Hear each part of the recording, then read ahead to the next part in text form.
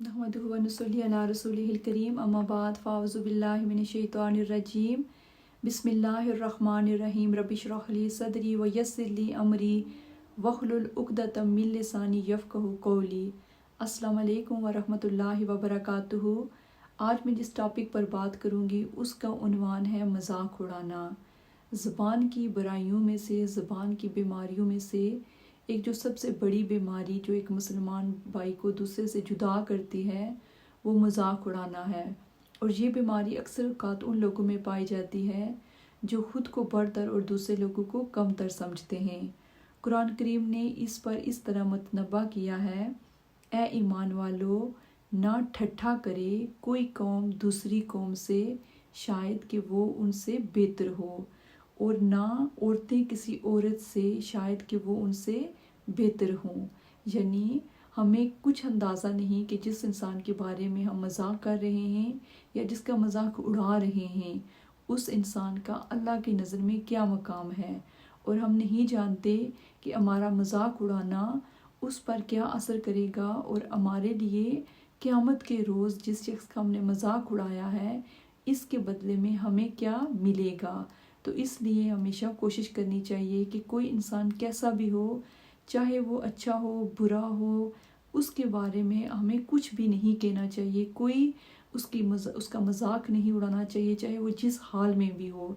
क्योंकि किसी को जिस शख्स के बारे में हम कोई अंदाज़ा लगाते हैं, हम नहीं जानते कि उस शख्स का मेयार अल्लाह की नज़र में क्या है और अल्लाह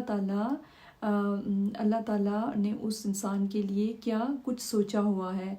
तो हम अपने अंदाज़े और अपने सोच के मुताबिक उस इंसान का मजाक उड़ाते रहते हैं और इससे हमारा जो नामा अमाल है या जो हमारे अमाल हैं वो उसमें नेकियां ज़ाया होती रहती हैं। तो इसलिए कोशिश करनी चाहिए कि कभी भी शऊरी और लाशऊरी तौर पर किसी का मजाक नहीं उड़ाना चाहिए। जो शख्स अपने किसी मुसलमान भाई का मजाक उड़ाता है आखिरत में इसके इंजाम की बड़ी इबरतनाक सज़ा है, जिसका नक्शा आप सल्लल्लाहु अलैहि वसल्लम ने कुछ इस तरह खींचा है। लोगों का मजाक उड़ाने वाला हर फर्द क़यामत के रोज़ जन्नत के दरवाज़े पर लाया जाएगा, उसके लिए जन्नत का एक दरवाज़ा खोला जाएगा और उसे कहा जाएगा कि आओ। वो तशरीफ़ लाएगा तो उस पर जन्नत का दरवाज़ा गम के साथ जब तशरीफ़ लाएगा तो उसके ऊपर जन्नत का दरवाज़ा बंद कर दिया जाएगा। फिर उस पर दूसरा दरवाज़ा खोला जाएगा और उसे कहा जाएगा कि आओ आओ। वो गम व अलम के साथ दूसरे दरवाज़े पर पहुँचेगा, लेकिन जब दरवाज़े पर पहुँचेगा तो दूसरा दरवाज़ा भी उस पर बंद कर दिया जाएगा। ये सिलसिला उस वक्त तक जारी रहेगा जब किसी के लिए जन्नत का दरवाज़ा खोला जाएगा और कहा जाएगा कि आओ। वो मायूसी के सबब वहाँ आएगा और दाखिल होने की हिम्मत ना करेगा। यानी देखें कि कितनी इबरतनाक सज़ा है कि जन्नत के दरवाज़े पर पहुंचकर भी हम जन्नत में दाखिल नहीं हो सकेंगे। तो इस चीज़ को मामूली नहीं समझना चाहिए, क्योंकि आपकी ये छोटी छोटी जो बुराइयां होती हैं यही आपको ऐसे अमाल करने से रोकती हैं जो आपको जन्नत में ले जाने का सबब बनते हैं।